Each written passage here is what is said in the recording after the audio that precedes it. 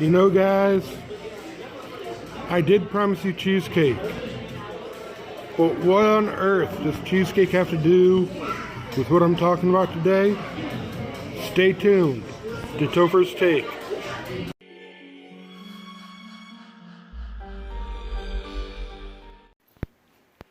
So what on earth does cheesecake have to do with anything in the Bible? Well, to be honest, it's not mentioned in there. So what does cheesecake have to do with what I'm talking about today? Well, according to modern Jewish traditions, it is actually served as a part of Shavout or Pentacost. And the best theory that I've heard is that originally cheesecake was made with milk and honey. Two things that were referenced, in the giving of the promised land. It will be a land flowing with milk and honey.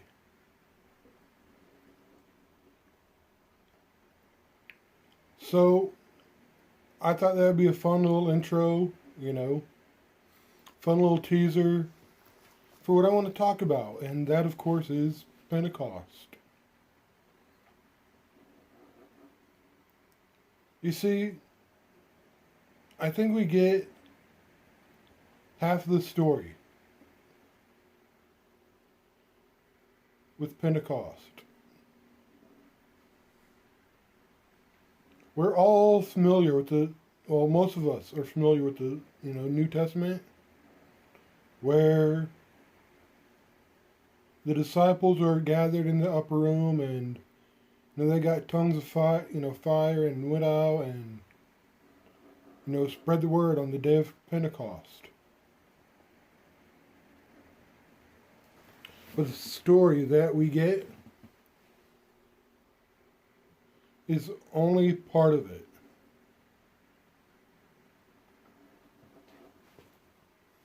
You see, if you look back in the Old Testament,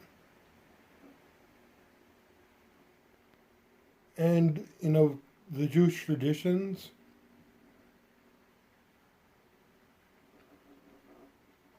Moses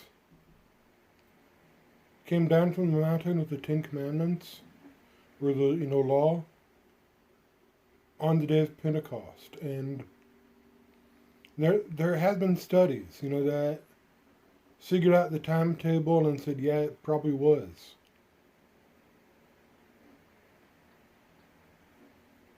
So, on the day of Pentecost, like years apart, we get the law and the Spirit. Funny how those two go together. I'm thinking about the new covenant referenced in Jeremiah and Ezekiel, where it says, I will give them the new spirit and write my law on their hearts.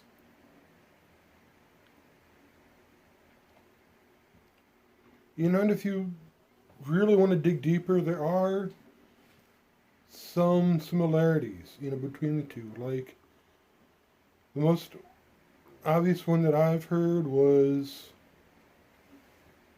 in the Old Testament, at the giving of the law, 3,000 people died due to idol worship.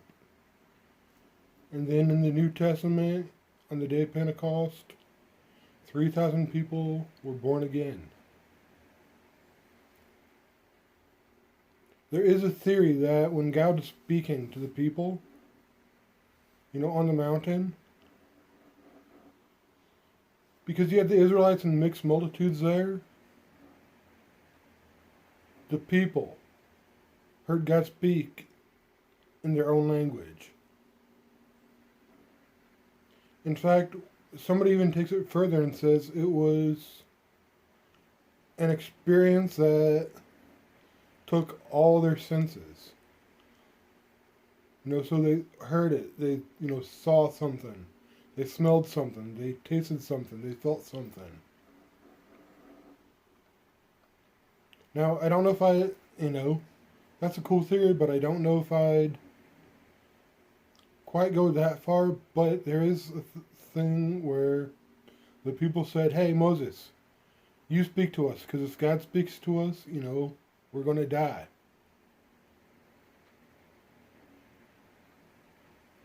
And I could be wrong.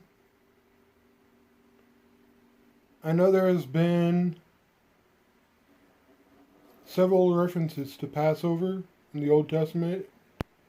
A couple of references to the Feast of Trumpets. Not in Sukkot, Tabernacles. I'm trying to think that I think the theory about Pentecost falling on the day Moses gave us the law, I think that is the only real significant reference to it in the Old Testament. So, why do I want to talk about this today?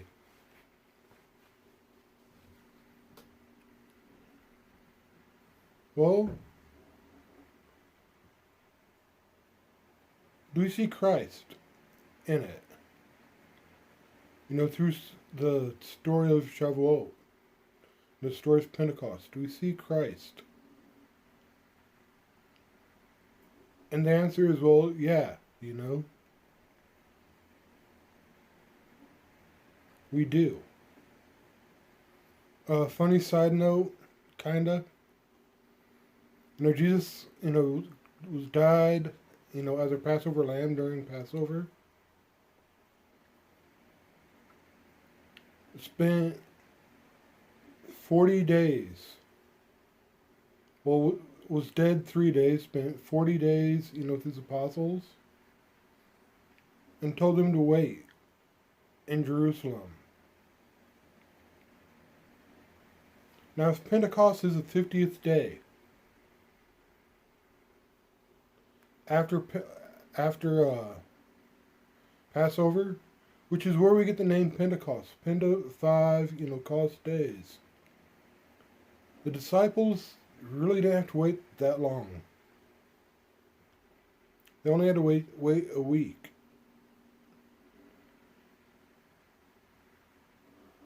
And you might not have known, that Pentecost was 50 days after Passover, unless you read the Old Testament. Unless you had that reference. And it's kind of what I wanted to get to. As a Messianic Jew, or Hebrew roots, I'm a fan of both the Old Testament and the New Testament. And by many Christians not being aware of the Old, they're missing ways of grace that, God or Christ could show up.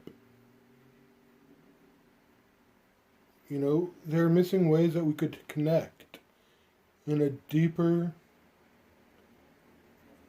way, I guess, to what we believe and why we believe it. They're missing the opportunities to see Christ, presented or, represented or represented, through the Old Testament, because he's there. Somebody once said that Christ is on every single page of every single Bible. Sometimes you just gotta look for him. And I don't want, a lot of the modern church to miss that. I don't want them to miss the opportunities, the celebration, the graces, of seeing Christ, through the biblical feasts, or, seeing Christ through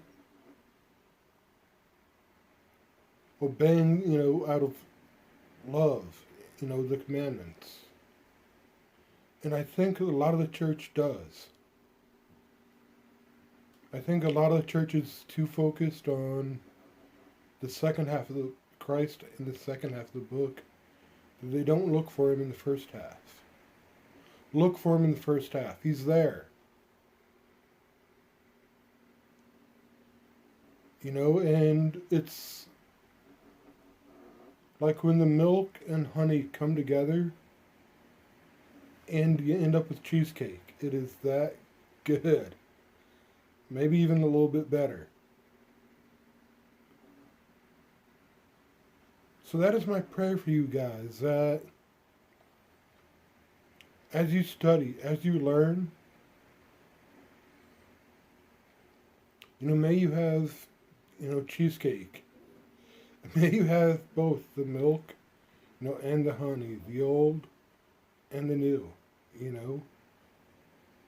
May they be one. May they be, united, a cod.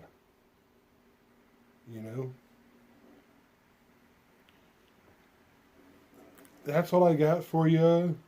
There are studies out there on how Christ, in his first coming, fulfilled the spring feast, and how in his second coming he will fulfill the fall feast. If you guys really want to take a look at it, on your own. But I just wanted to let you guys know that, don't deny yourselves. The chances of grace, the chances to see Christ, or experience Christ in the Old Testament. Or through things like, Pentecost, or Passover. And yeah, Passover is kind of easy, to see Christ through that because, well, that's where we get the Lord's Supper, or the Eucharist or communion or whatever, however you know it.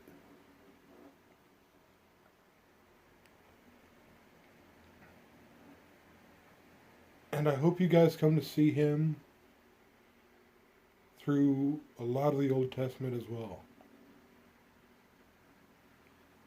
Especially in the feasts. And that is all I got for you guys today. I hope you guys have a great and wonderful holiday. Peace.